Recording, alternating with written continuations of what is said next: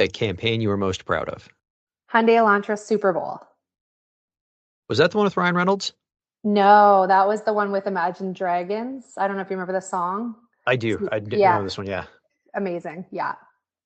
Your favorite movie?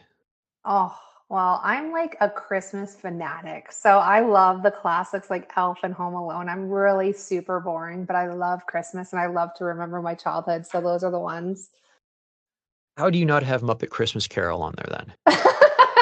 Those guys creep me out. I don't they Oh, just I think they're great. oh, they creep me out. Ah, puppets. Yeah. It's like some people with clowns, but Just say it's a Michael Caine movie. yeah, yeah, That's what you exactly. mask it at. Yeah. If Hollywood were to make a movie based on your life story, who would you want to play you? Oh my gosh, it would never happen, Victor. I'm so boring. And Okay. like, yeah, I Okay. don't know. Yeah, I don't think I would ever like there's just no, yeah, there's no one quite like me. Let's just say that. I was gonna say, if Hollywood were to make a movie based on your life story, what would you call it? I think you just came up with the title right there. Oh my gosh, yeah, you're right. What was it? There's nobody like me. There's nobody like me. Yeah, yeah. There we go. Your favorite book.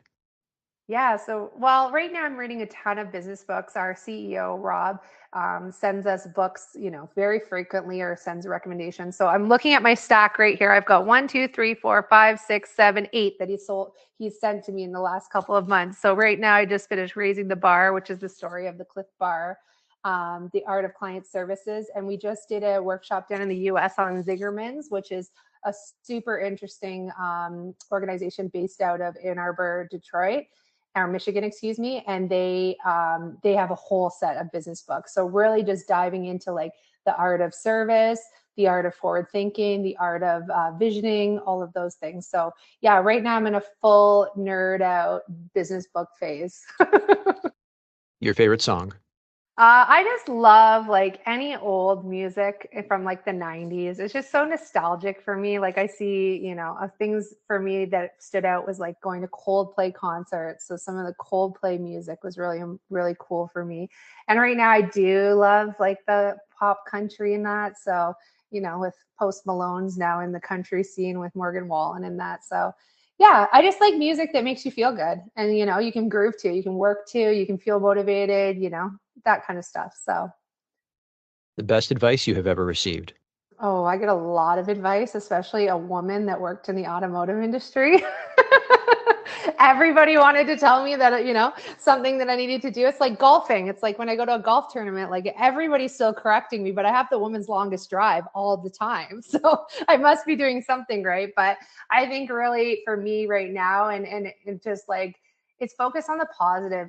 There's so many things, you can't control in your life. And that's always been something that's been challenging is having not be able to control things and letting go of control. So I just try to focus on the positive. Simple as like every day isn't guaranteed. I lost my mom early on. My husband's a firefighter, so he has a very risky job. It's just enjoy each day, make sure that you're really focusing on each day and bringing something to your life, whether it's being through your work or through your personal. Like I try to get out and work out every day so that I really grounded for the day in terms of mentally and physically, because the days are long with two small children and, leading an organization in Canada. So really focusing on that every day isn't guaranteed. And then one of my new leaders that I started to report into recently, she's really big into like manifesting positivity and focusing on what you want.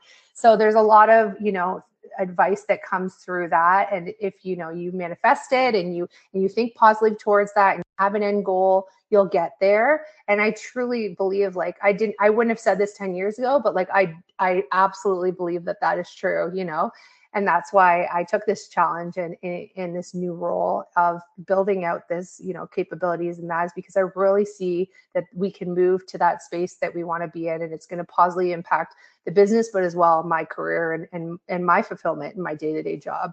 And then the last thing is invest in yourself. Like whether that be, like I said, working out every day or reading a book. It's like 2 kids, busy job, husband, sometimes gone on 24-hour shifts. Like I need to find those moments to just like invest in myself. So have a cup of tea and reflect on the day, and that kind of stuff is can't be forgotten. Get my nails done if it's that, or go to the spa, those are the things that I really need to do, because sometimes you forget to just like slow down, be grateful for what you have, be grateful for where you are, and invest in your personal well-being. My signature closing question, if you weren't in media, what would you be doing and why? Well, it spins out of DIY. I would be like interior designer, building homes, maybe real estate. I've always dabbled in the fact of going into real estate until the pandemic happened. I was like, there are 7 million real estate agents in Canada now.